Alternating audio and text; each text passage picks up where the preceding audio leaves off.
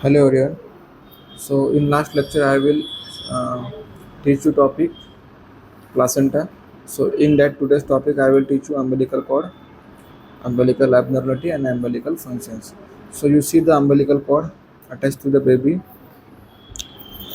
umbilicus region and the mother placental region. Okay, placental attached असतो umbilicus cord. Okay, तो काय करणार nutritive function respiratory functions all the functions will provide करणार प्लासेंटापासून तर फिटसपर्यंत. So त्याला आपण काय बोलतो अंबलिकल कॉर्ड. लॉंगेस्ट हिस्ट्री आपण या ठिकाणी बघूयात. जनरल आस्पेक्ट आपण बघूत. मॉर्फोलॉजी त्याची बघणार आहेत. 2 आर्टरीज अँड 1 व्हेन त्यामध्ये असणार आहेत. सो 2 आर्टरी असणार आहेत यामध्ये अंबलिकल कॉर्डमध्ये आणि 1 व्हेन असणार आहेत. Okay, spiralling or the twisting हे असणार आहे. सो द एक्स्ट्रा सेल्युलर मॅट्रिक्समध्ये काय असणार आहेत वॉटसन जेली. आता वॉटसन जेली काय करते त्या ठिकाणी कॉर्डला प्रोलॅप्स होऊ देत नाही, म्हणजे बाहेर येऊ देत नाही किंवा कॉर्डला म्हणजे ती इकडे तिकडे जाऊ शकत नाही, कंप्रेशन होऊ शकत नाही कॉर्डचं. त्यामुळे सो वॉटसन जेली त्या ठिकाणी प्रेझेंट असते अंबलिकल कॉर्डजवळ. की ती काय करणार आहेत त्याला प्रोटेक्ट करणार आहेत. ओके, अदर फॅक्टर्सपासून आणि प्रोलॅप्स आणि कंप्रेशन होण्यापासून. Covered by ॲम्निऑन. ओके, आता अंबलिकल कॉर्ड कशापासून कवर्ड असते ॲम्निऑनपासून. Okay, place in the space create by the generalise flexions of the fetus body. Okay, त्यानंतर आहे तिचं फंक्शन्स बघू आपण. सो द लेंथ ऑफ किती आहे अंबलिकल कॉर्डची नॉर्मल 30 to 80 सेंटीमीटर, म्हणजे 15 सेंटीमीटर ही ॲव्हरेज लेंथ आपण बघणार आहेत अंबलिकल कॉर्डची. डायमीटर किती असणार 1 to 1.5 सेंटीमीटर्स. ओके, ही डायमीटर आहे अंबलिकल कॉर्डची. आता abnormality of development in umbilical cord. आता ॲबनॉर्मॅलिटी ऑफ कॉर्ड इन्सर्शन म्हणजे काय मार्जिनल इन्सर्शन, त्यानंतर velamentous insertions. So abnormality in the cord length. Okay, like कोणते कोणते tumours of umbilical cord, tumour होणारे अंबलिकल कॉर्डमध्ये. रेस्क्युलर ॲबनॉर्मॅलिटी म्हणजे काय सिंगल अंबलिकल आर्टरी, एकच आर्टरी असणार आहे. तशा मोस्ट ऑफ आपल्याला 2 आर्टरी असल्या तर ती नॉर्मल असते, पण सिंगल असले तर ते ॲबनॉर्मॅलिटी आहेत. ओके, आता आपण एक एक करून बघूयात ॲबनॉर्मॅलिटी. आता मार्जिनल इन्सर्शन्स कॉर्ड इन्सर्शन्समध्ये 2% to 15% associated with the preterm labours. Okay, त्यामध्ये काय करणार आपण. आता या ठिकाणी मार्जिनल म्हणजे कुठं मार्जिन ऑफ द प्लासेंटाच्या मार्जिनला प्रेझेंट काय असणार आहे अंबलिकल कॉर्ड. त्याला आपण काय बोलणार आहेत मार्जिनल इन्सर्शन्स. हे आपण कुठं बघणार आहेत अल्ट्रासोनोग्राफीमध्ये बघणार आहेत. Okay, associate with the preterm labour. आता हे यामुळे काय होणार आहे प्रीटर्म लेबर ही होऊ शकतात, चान्सेस आहे होण्याचे. त्यानंतर आहे बॅटरडोर प्लासेंटा. बॅटरडोर प्लासेंटा म्हणजे काय होणार आहेत की इन्सर्शन्स आपण या ठिकाणी पुढे बघू. ओके, सो बॅटरडोर प्लासेंटा म्हणजे काय होणार आहेत द डोर ऑफ, म्हणजे ज्या ठिकाणी अटॅचमेंट पाहिजेत नॉर्मल अंबलिकल कॉर्डची त्या ठिकाणी नाही राहत. ओके, कुठं राहणार आहेत ज्या ठिकाणी आपल्याला नाही पाहिजेत, म्हणजे कुठं बॅटल डोर म्हणजे डोरला जे डोर असतात आपली याची आपला प्लासेंटाची. ओके, सो तो डोरला अटॅच असणार आहेत बॅटल डोर प्लासेंटा. त्याला आपण काय बोलणार आहेत बॅटल डोर प्लासेंटा. त्यानंतर abnormality of cord insertions. Filamentous insertions 1% of the singleton deliveries more than frequency with the twins almost the rule with triples. Okay, so यामध्ये काय होतं व्हेलमेंटन्स म्हणजे काय the chances of the delivery किती ट्विन्ससुद्धा होऊ शकतात. ट्विन्समध्ये पण हे आपल्याला बघायला भेटू शकतात 2 आर्टरी 2 अंबलिकल व्हेन. आणि त्यानंतर आहे almost the rule of triple. कधी कधी ट्रिपल प्रेग्नन्सीसुद्धा आपल्याला बघायला भेटू शकते. ओके, जसं आपण ट्विन्स बघतो तसं आपण ट्रिपलमध्ये 3 baby at a time of delivery होऊ शकतात. त्यानंतर आहे true vessels, true cord, true knot versus false knot. Okay, आता ट्रू नॉट म्हणजे कसे ज्या ठिकाणी की खरं झालेले आहेत. फॉल्स नॉट म्हणजे कसं ज्यावेळेला जेली वगैरे किंवा कोरियॉन किंवा ॲम्निऑनचं पार्ट जर का बाहेर आलं असेल त्याला आपण काय बोलतो फॉल्स नॉट, म्हणजे की गाठी तर लागलेली आहेत पण ट्रू आहे की फॉल्स हे आपण आयडेंटिफाय करणार आहे. ट्रूमध्ये काय होणार आहे की आपल्याला रिॲलीमध्ये आपल्याला गाठ बघायला भेटणार आहे. जसं की फर्स्ट इमेजमध्ये याची ट्रू नॉट आहे आणि सेकंडमध्ये याची फॉल्स नॉट, म्हणजे की आपल्याला जस्ट व्हिज्युअलायझेशन होईल की समजा सपोज नॉट आहे पण ती फॉल्स नॉट असते. त्यामुळे काय होणार आहेत जे कोरियनचा पार्ट आहे तो आउटसाईडला येणार आहे, म्हणून आपल्याला वाटणार आहे की त्या ठिकाणी नॉट झालेली आहे. पण ट्रू नॉटमध्ये आपल्याला बघू शकतो आपण ट्रू नॉट आणि फॉल्स नॉटमध्ये काय डिफरन्सेस आहेत. Long versus short. तर लॉंग अंबलिकल कॉर्ड आणि शॉर्ट अंबलिकल कॉर्ड. लॉंग अंबलिकल कॉर्डमुळे काय होऊ शकतं कंप्रेशन होऊ शकतात, नॉट बसू शकते. ओके, त्यानंतर फिटसच्या ओव्हर द नेकसुद्धा ती कॉर्ड जाऊ शकते. शॉर्ट नॉटमुळं काय होणार आहे, decrease the chances of the prematurity, म्हणजे प्रिमॅच्युरिटी त्यामध्ये डेव्हलपमेंट होणार आहे की decrease the weight of the baby आणि प्रीटर्म डिलिव्हरी त्या ठिकाणी होऊ शकते. ओके, त्या ठिकाणी आपण बघू शकतो अंबलिकल कॉर्ड विथ नॉट आणि हे विदाऊट नॉट. तर कॉर्ड केअर आपण कशी करायची, स्टम्प फॉर 1 to 1.5 सेंटीमीटरपर्यंत आपल्याला क्लॅम्प करायचं आहे कॉर्डला. त्यानंतर ड्राय ठेवायचं आहे कॉर्डला, वेट ठेवायचं नाही. अवॉइड ऑफ कंटॅमिनेशन्स, जे पण सबस्टन्सेस आपण कंटॅमिनेट करू शकतो त्यापासून आपल्याला अवॉइड करायचं आहे. क्लीन विथ बेटाडिन, बेटाडिनच त्याला क्लीन करायचं आहे कॉर्डला. इन्स्पेक्ट ऑफ डेली, ओके, त्याला आपल्याला डेली इन्स्पेक्ट करायचं आहे, बघायचं आहे कॉर्डला इन्फेक्शन झालेलं आहे की नाही. त्यानंतर फॉल्स ऑन 6 to 7 days, म्हणजे ती ॲटोमॅटिक कधी फॉल होणार आहेत, पडणार आहेत 6 to 7 days नंतर. आता ॲमनोटिक सॅक आणि ॲमनोटिक फ्लूइड आपण या ठिकाणी बघूयात. ॲमनोटिक सॅक आणि ॲमनोटिक fluid. A thin membrane that completely surrounds the embryo and contains a protective fluid. Its function it is to protect the baby. Okay, so umbilical sac आणि umbilical fluidचं काय मिनिंग आहे की सराउंडिंग असणार आहे ते एम्ब्रियोच्या. Okay, content of protective fluid त्यामध्ये प्रेझेंट असणार आहे, म्हणजे की अंबलिकल फ्लूइड. ओके, आणि त्याचं फंक्शनिंग काय आहे, प्रोटेक्ट करणार आहे बेबीला. ओके, एक्सटर्नल फॅक्टर्सपासून. सो त्याला आपण काय बोलतो, अंबलिकल सॅक आणि umbilical fluid. Fetal membrane.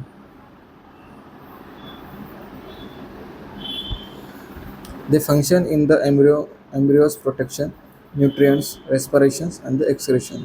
Fetal membrane कशाचं फंक्शन करणार, प्रोटेक्शन, न्यूट्रिशन्स, रेस्पिरेशन्स आणि एक्सक्रेशन्स. The chorion and the amnion do not take part in the formations of the embryo or the fetus. So chorion आणि amnion हे part घेणार नाही formation करण्यासाठी embryo आणि फिटसमध्ये. ते आफ्टर द फिटस डेव्हलपमेंट झाल्यानंतर पार्ट करणार आहेत त्यामध्ये. Part of yolk sac is incorporated into the embryo as the primordium of the gut. So the allantosis form a fibrous cord called urachus. Okay, so amnion बघणार आपण आणि कोरियनबद्दल बघणार आहे. A thin protective membrane that surrounding the embryo fetus. amnion कुठं असणार आहेत, surrounding the embryo and fetus. So start developing in the early to second week. Okay, so amnion start केव्हा होणार आहे, सेकंड वीकमध्ये आणि 8 वीकमध्ये. So after the fertilizations at the closed cavity in the embryoblast. So this cavity is roofed in a by of single layer of flattened cells. The amnioblast, amniotic and the ectoderm are the floor consist of the epiblast of the embryonic disc. Okay, so ॲम्निओब्लास्टमध्ये काय असणार आहेत, ॲम्नियोटिक, ectoderm आणि मेझोडर्म. Okay, हे सब formation असणार आहेत त्याचा ॲम्निओनचे करण्यासाठी. Outside of the amniotic ectoderm is a thin layer is the extra embryonic mesoderm. Okay, so the layer असणार ना त्याचं ectoderm, mesoderm आणि endoderm यामधून स्टार्टअप होणार आहेत ॲम्नियोटिक ॲम्निओन आणि कोरियन. म्हणजेच हे बघा, ectoderm, mesoderm आणि endoderm यामुळे काय होणार आहेत, development of the fetus, amniotic fluid आणि ॲम्नियोटिक सॅक. कोरियनमध्ये काय आउटर मोस्ट लेअर असते, ही कोणती ही लेअर आहे, इनर मोस्ट लेअर, म्हणजे इनर साईडला असणार आहेत आणि आउटर साईडला असणार आहेत chorion. Chorionic layer is outermost of two fetal membrane. एक असणार amnion is inner one and chorion is outer one. So develop in the early second week. हे केव्हा डेव्हलप होणार आहे, सेकंड वीक ऑफ फर्टिलायझेशनमध्ये. As 3 layer membrane like extra embryonic, mesoderm and 2 layer of trophoblast. यामध्ये development कसे होणार आहेत, याच्यामध्ये सोबत कोणते मेम्ब्रेन प्रेझेंट असणार आहेत, एक्स्ट्रा एम्ब्रिओनिक मेम्ब्रेन प्रेझेंट असणार आहेत इन मेझोडर्ममध्ये आणि 2 लेअर ऑफ द ट्रोफोब्लास्टमध्ये. So form the wall of the chorionic cavity, the original extra embryonic. Okay, so form कशामध्ये होणार आहे, वॉल ऑफ द कोरियॉनिक कॅव्हिटीमध्ये. सो आता आपण बघणार आहे amniotic fluid. So it is a fluid in the amniotic sac surrounding the fetus. Fluid कुठे असणार आहेत, सॅकमध्ये प्रेझेंट असणारे सराउंडिंग द फिटसच्या सराउंडिंग साईडला. ओके, सो ॲम्नियोटिक फ्लूइड काय करणार आहे, प्रोटेक्शन करणार आहेत. ओके, बेबीला ओके प्रॉपरली ग्रो करणार आहे. आणि सॅक काय करणार आहेत, protect of amniotic fluid also आणि fetus also. So origin for the both mother and फिटसपासून. ओके, ॲम्नियोटिक फ्लूइडची ओरिजिन कुठून होते, मदर आणि फिटसपासून.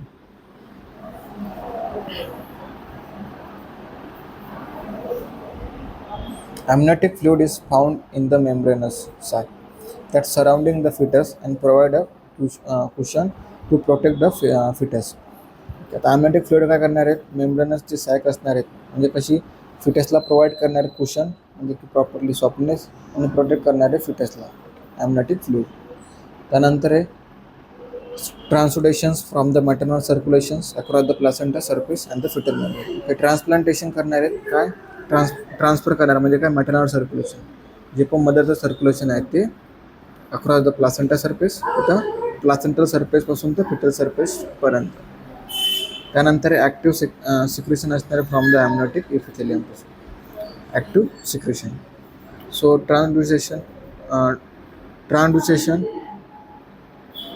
ट्रान्सुडेशन across the surface of umbilical cord, fetal placental circulations. Okay, आता ट्रान्सुडेशन काय करणार आहेत across the fetus surface. Okay, नाही सॉरी, ट्रान्सुडेशन करणारे across surface of umbilical cord, पुढून अम्बिलिकल कॉर्डपासून तर फिटल प्लासेंटल सर्क्युलेशनपर्यंत. कॉन्ट्रीब्युशन काय करणार आहे फिटल युरिन. ओके, सो आता ज्यावेळेला बेबी स्वॉलिंग करणार आहेत ॲम्नियोटिक फ्लुइड, ओके, सो तेच एक्झिलसुद्धा करणार आहेत. ओके, ट्रॅकिओब्रँकियल सिक्रेशन त्या ठिकाणी होऊ शकतं. ते transfers across the fetus skin, कुठपर्यंत ट्रान्सफर होणार आहे, फिटलच्या स्किनपर्यंत ट्रान्सफर होणार आहे. तर व्हॉल्यूम ऑफ ॲम्नियोटिक फ्लुइड काय आहे according to the gestational age, म्हणजे काय वीक ऑफ गेस्टेशन, म्हणजे मंथ ऑफ मदरच्या म्हणजे मदरचे जे मंथ असतात ना, फर्स्ट, सेकंड, थर्ड, फोर्थ, जे पण मंथ असेल ते, किंवा गेस्टेशन एज आपण त्याला असं बोलतो. सो 12 वीक म्हणजे की 12 वीकमध्ये किती असणार आहे ॲम्नियोटिक फ्लुइड, 50 ml पर्यंत असतं. आणि ते इन्क्रीज होणार. जर का इन्क्रीज झालं, पण जर का डिक्रीज असेल तर आपण त्याला काय बोलणार, इन्क्रीज असेल तर आपण त्याला काय बोलणार, हे सुद्धा आपण या ठिकाणी बघणार आहे. ॲबनॉर्मॅलिटी कोणत्या कोणत्या. 12th वीकमध्ये किती असणार आहेत 50 ml, 20 वीकमध्ये किती असणार आहेत 400 ml, 36 वीकमध्ये 800 ml to 1 लिटरपर्यंत असणार आहे. ॲट टर्म म्हणजे की फुल टाईम बेबी होणार आहे अप्रॉक्सिमेटली 700पर्यंत असणार. ते 36 वीक नंतर कमी होतं जाणार आहेत ॲम्नियोटिक फ्लुइड, कारण की बेबीची साईज इन्क्रीज होणार आहेत म्हणून. सो वीक ऑफ गेस्टेशन 12 वीकमध्ये किती असणार आहे 50 ml, 20 वीकमध्ये असणार आहे 40 ml, 400 ml, 36 वीकमध्ये असणार आहे 800 ml to 1 लिटरपर्यंत. आणि ॲट टर्म म्हणजे की फुल टाईम बेबी ज्यावेळेला डेव्हलप होणार त्यावेळेला असणार आहे 700 ml पर्यंत. कंपोजिशन्स काय असणार आहेत, ऑर्गॅनिक कॉन्स्टिट्युएंटमध्ये काय असणार आहेत, प्रोटीन. ॲम्नियोटिक फ्लुइडमध्ये कंपोजिशन काय आहे, प्रोटीन किती आहे 0.3 mg/dl, ग्लुकोज 20 mg/dl, युरिया किती असतो 13 mg/dl. नॉन प्रोटीन नायट्रोजनमध्ये काय असणार आहे 30 mg/dl, uric acid 4 mg/dl, creatinine 2 mg/dl. हे सगळे कंपोजिशन्स आहेत त्याच्यामध्ये असणार, प्रेझेंट असणार आहेत ॲम्नियोटिक फ्लुइडमध्ये. लिपिड किती असतो 50 mg/dl. हार्मोन्स कोणते प्रेझेंट असतात ॲम्नियोटिक फ्लुइडमध्ये, इन्सुलिन, प्रोलॅक्टिन आणि रेनिन. त्यानंतर आहे इनऑर्गॅनिक कॉन्स्टिट्युएंटमध्ये काय असणार आहेत, सोडियम आणि potassium chloride.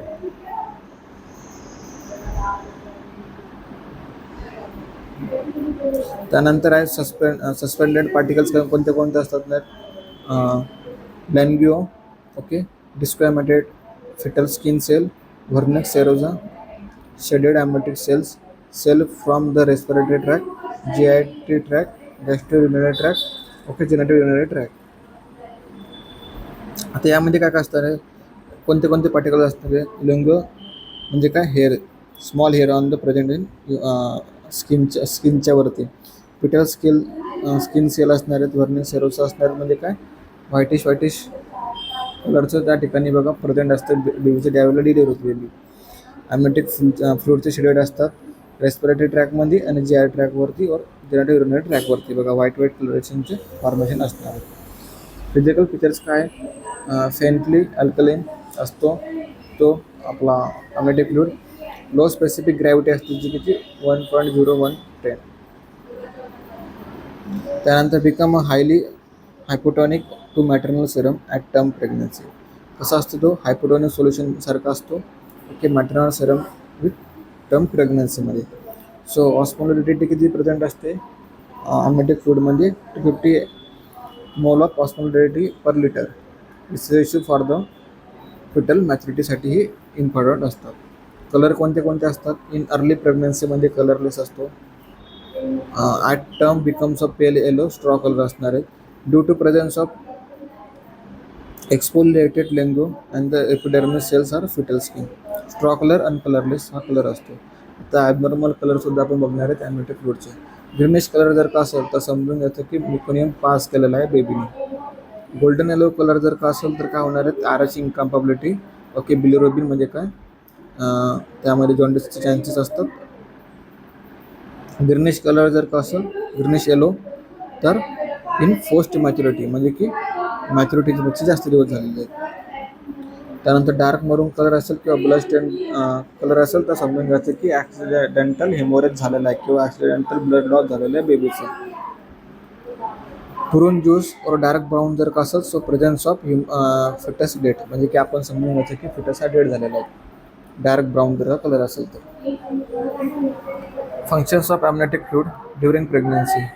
Act as a shock absorber to protect the fetus from the external injury. ज्यावेळेला एक्सटर्नल इंजुरी होत असेल म्हणजे मदरला किंवा एखाद्या वेळेस धक्का लागला असेल तर त्यावेळेला काय करणार, ॲम्नियोटिक फ्लुइड प्रोटेक्ट करणार बेबीला.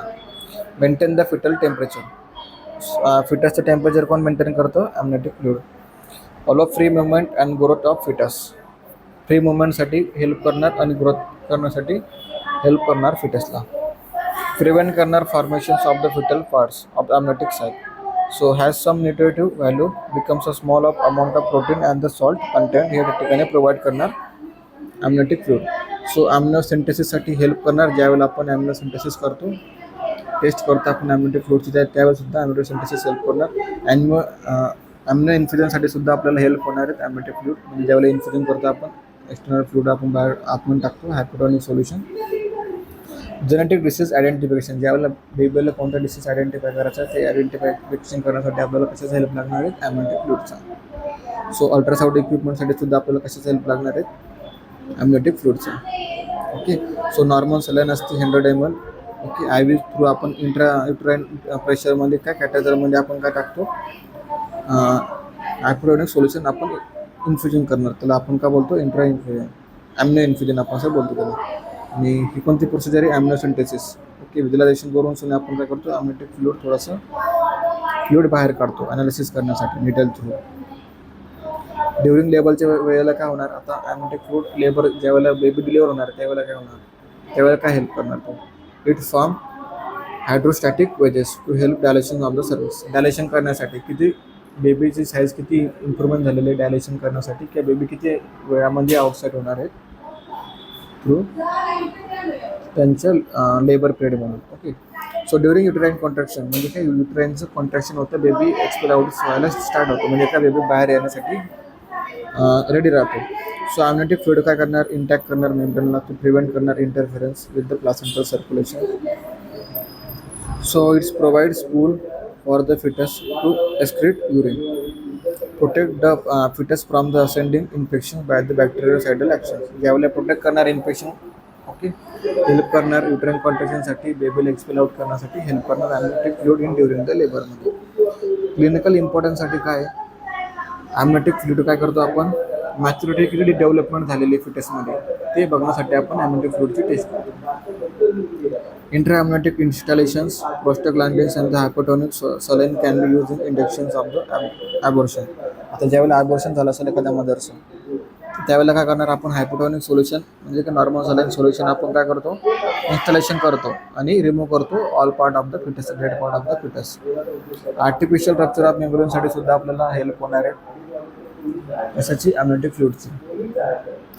For induction of and augmentation of the labour. Artificial rupture of membrane, आपण मेम्ब्रेन कसं रप्चर करतो, इंडक्शन कसं करतो मदरचं, ते आपला लास्टवाला पार्ट आहे. ज्यावेळेला आपण नॉर्मल डिलिव्हरी किंवा लेबर आपण त्या ठिकाणी बघू त्यावेळेला तुम्हाला कळेल. एक्सेस ऑफ लिक्विड लाईक पॉलीहायड्रोमिनेस म्हणजे काय, जास्त अमाऊंटमध्ये जर का लिक्विड प्रेझेंट असेल मदरमध्ये तर त्याला आपण काय बोलतो, पॉलीहायड्रोमिनेस. ओके. आणि कमी जर का प्रेझेंट असेल तर आपण त्याला काय बोलतो, ऑलिगोहायड्रोमिनेस. सो आपण हे कशाने आयडेंटिफाय करतो, अल्ट्रासोनोग्राफीमध्ये. आपण त्यामध्ये काय बघणार आहे, अल्ट्रासोनोग्राफीमध्ये ॲम्नियोटिक फ्लुइड इंडेक्स हा आपण आयडेंटिफाय करतो, किती कमी आहे म्हणजेच काय ऑलिगोहायड्रोमिनेस आहे, जास्त आहे म्हणजे काय पॉलीहायड्रोमिनेस आहे. सो स्क्रीनिंगसाठी सुद्धा आपल्याला हेल्प होते ज्यावेळेला फिटल मालफॉर्मेशन असेल, जसं की सेरम अल्फा फिटोप्रोटीनसाठी सुद्धा आपल्याला याची हेल्प होते ॲम्नियोटिक फ्लुइडची. असेसमेंट करण्यासाठी सुद्धा हेल्प होते फिटल वेलबिंगची ॲम्नियोटिक फ्लुइड इंडेक्समध्ये. असेसमेंट करतो आपण लंग मॅच्युरिटी, ओके. लंगची जी आपण मॅच्युरिटी करतो, लंग किती डेव्हलपमेंट झालेलं आहे ते कशाने कळणार आपल्याला? ॲम्नियोटिक फ्लुइड म्हणून कळणार आहे. डायग्नोसिस करण्यासाठी, फॉलोअप करण्यासाठी लेबरला की आता वीक ऑफ वेस्टेशनमध्ये 37 वीक ऑफ वेस्टेशन कंप्लीट झालेलं आहे. सो बेबीला आपण डिलिव्हरीसाठी घेऊ शकतो. म्हणजेच का असेसमेंट करण्यासाठी सुद्धा आणि डायग्नोसिस करण्यासाठी सुद्धा लेबरची.